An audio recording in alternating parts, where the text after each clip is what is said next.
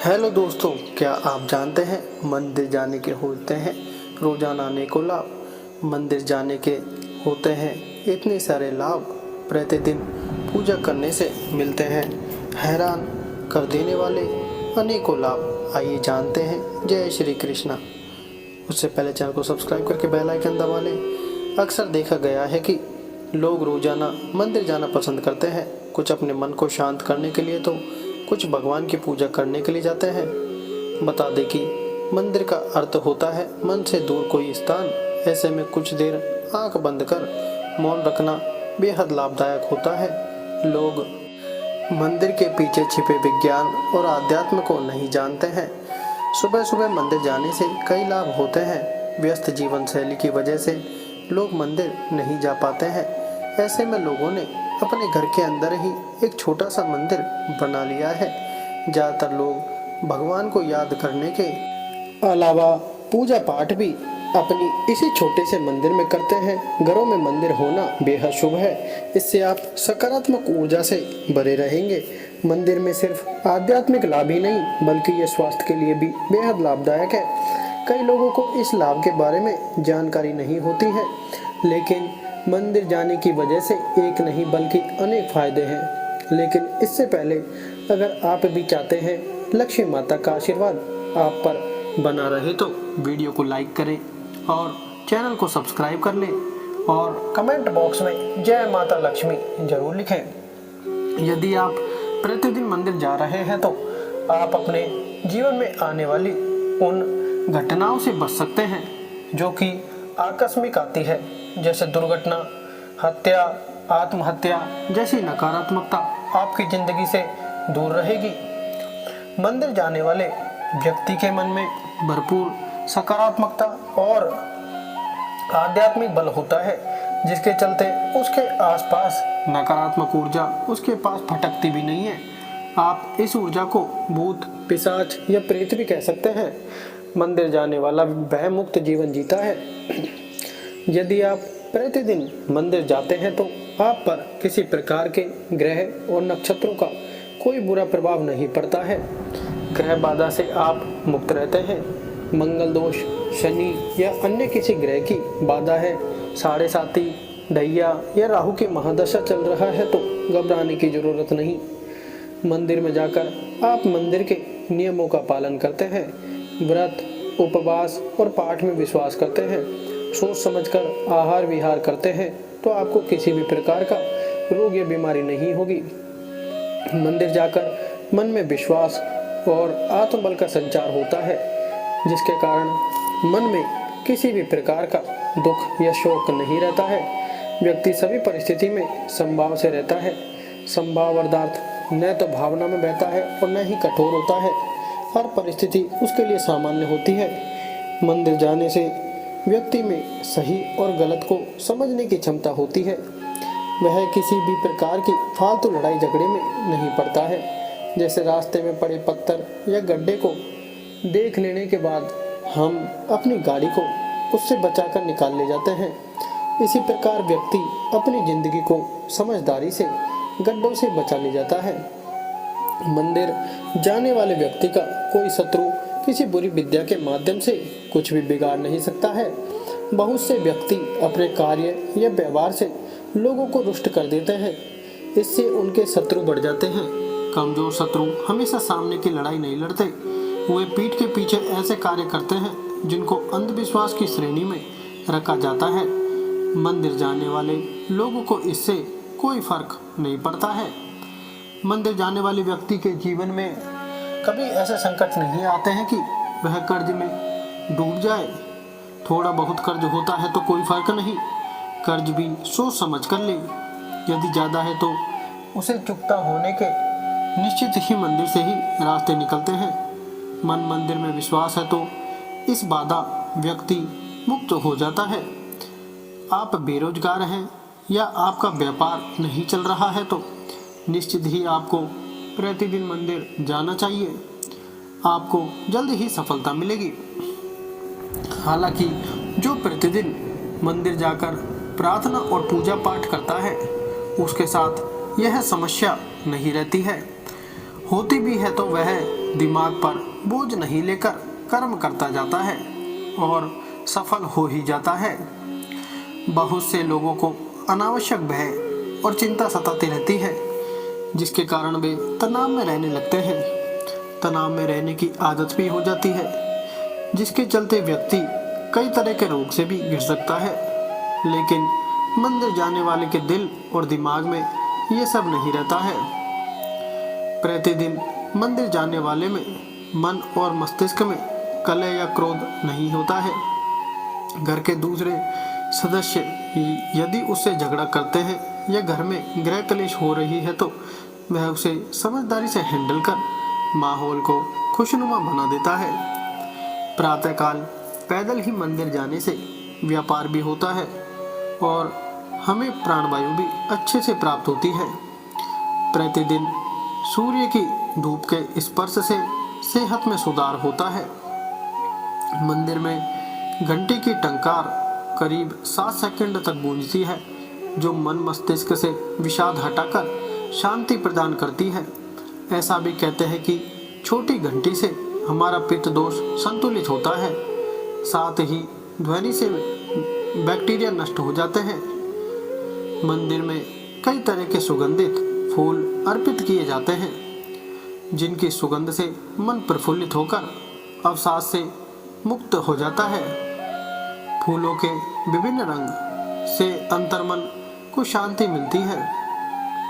मंदिर में कपूर और अगरबत्ती की सुगंध से एक और जहां मन और मस्तिष्क से नकारात्मक विचार हट जाते हैं, वहीं हमारी रोग प्रतिरोधक क्षमता भी बढ़ती है।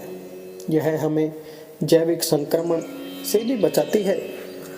मंदिर का सुगंधित रहने से बैक्टीरिया नष्ट हो जाते हैं और किसी भी प्रकार का वायरल इन्फेक्शन नहीं होता है, क्योंकि मंदिर में कपूर और धुआं होता रहता है।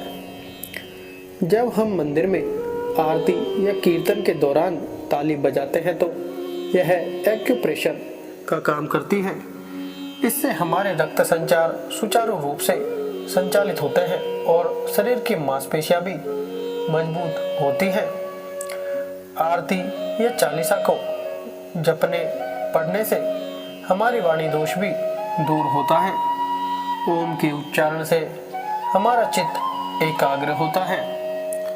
आरती के बाद शंख बजाया जाता है, जो श्रद्धालु के लिए बहुत सुखदायी और स्वास्थ्यवर्धक है।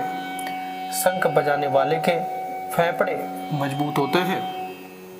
आरती के बाद देवी देवताओं, भारत माता आदि की जय घोष से आत्मविश्वास के साथ ही देशभक्ति जागृत होती है। इसी के साथ हर मंदिर में गौ रक्षा और गौ हत्या बंद होने करने का संकल्प भी लिया जाता है। आरती लेने से हमारी हथेली के कोशिकाओं को दिव्य ऊष्मा मिलती है और हमारे भीतर पल रहे सभी विषाणु और जीवाणु समाप्त हो जाते हैं। आंखों पर हथेलियां रखने से गर्माहट आंखों के पीछे की सूक्ष्म रक्त वाहिकाओं को खोल देती है और उनमें ज़्यादा रक्त प्रवाहित होने लगता है, जिससे हमारी आंखों की ज्योति बढ़ती है। आरती के बाद नमस्कार और दंडवत प्रणाम करने से हमारे मन में विनम्रता और श्रद्धा का भाव जागृत होता है। अहंकार और घमंड का नाश होता है। भगवान के दर्शन, पूजा और आरती के बाद हमें तुलसी मिला चरणामृत, पंचामृत और प्रसाद मिलता है। यह चरणामृत और पंचामृत हमारी सेहत के लिए बहुत ही फायदेमंद होता है। आयुर्वेद के मुताबिक यह चरणामृत हमारे शरीर के तीनों दोषों को संतुलित रखता है। चरणामृत के साथ दी गई तुलसी हम बिना चबाए निगल लेते हैं, जिससे हमारे सभी रोग ठीक हो जाते हैं। मंदिर में भगवान की परिक्रमा से जहाँ सेहत के लाभ मिलते हैं, वहीं यह धरती के गुरुत्वाकर्षण की शक्ति से जुड़कर हमारे शरीर का तनाव निकल जाता है। इसी के साथ ही में गुंबद और उसके कलश से प्रवाहित हो रही ऊर्जा हमारे शरीर को प्रभावित कर सकारात्मक ऊर्जा प्रदान करती है। मंदिर भूमि को सकारात्मक ऊर्जा का क्षेत्र माना जाता है। यह ऊर्जा भक्तों में पैर के जरिए ही प्रवेश कर सकती है, इसलिए हम मंदिर के अंदर नंगे पांव जाते हैं। मनोकामना का दोहराना। मंदिर में जाकर जब हम अपनी मनोकामना को बार बार दोहराते हैं तो हमें मंदिर की सकारात्मक ऊर्जा का साथ मिलता है और इससे प्रकृति सक्रिय होकर हमारी मनोकामना पूर्ण करने लग जाती है। हर मंदिर में पीपल, बरगद, नीम, केला और तुलसी आदि के वृक्ष रहते हैं। इन वृक्षों में हम जल अर्पण करते हैं या उन्हें हम नमस्कार करते हैं।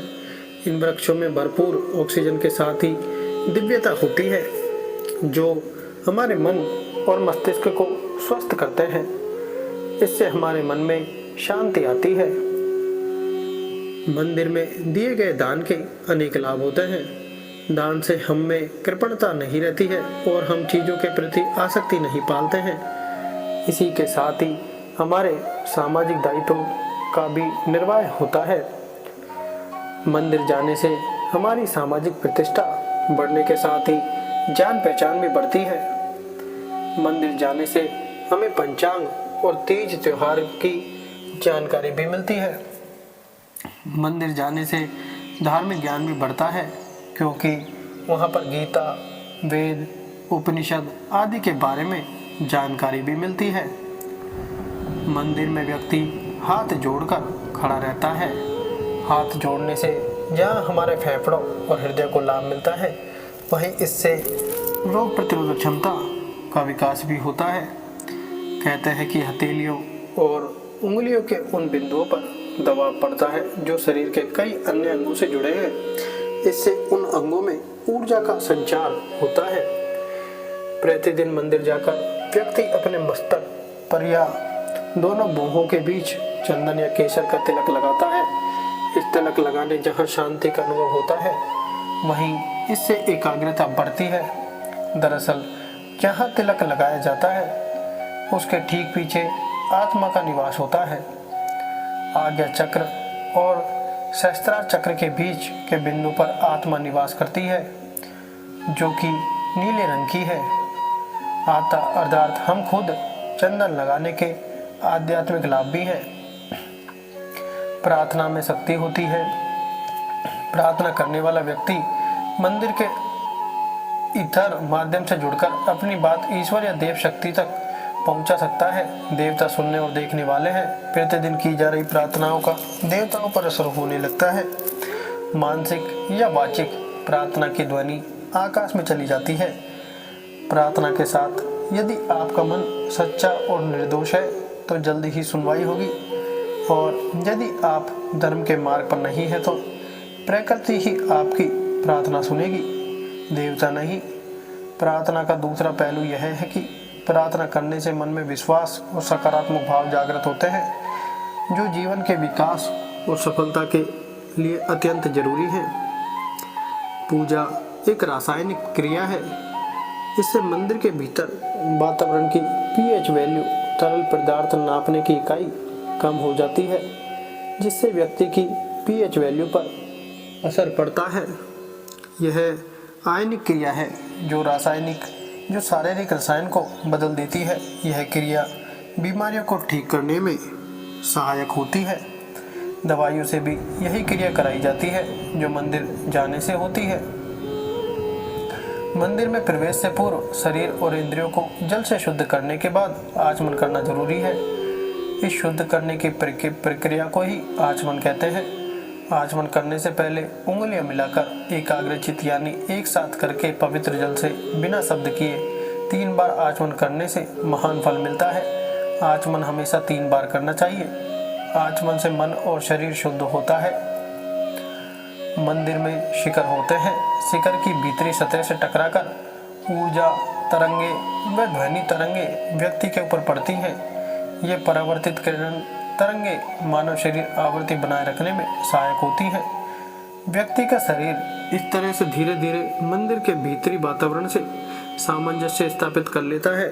इस तरह मनुष्य असीम सुख का अनुभव करता है। पुराने मंदिर सभी धरती के धनात्मक पॉजिटिव ऊर्जा के केंद्र हैं। दोस्तों, भक्तजनों, वीडियो अच्छी लगी हो तो लाइक एंड शेयर करें और चैनल को सब्सक्राइब करके बेल नोटिफिकेशन को ऑल पर सेट कर लें। वीडियो देखने के लिए आपका धन्यवाद।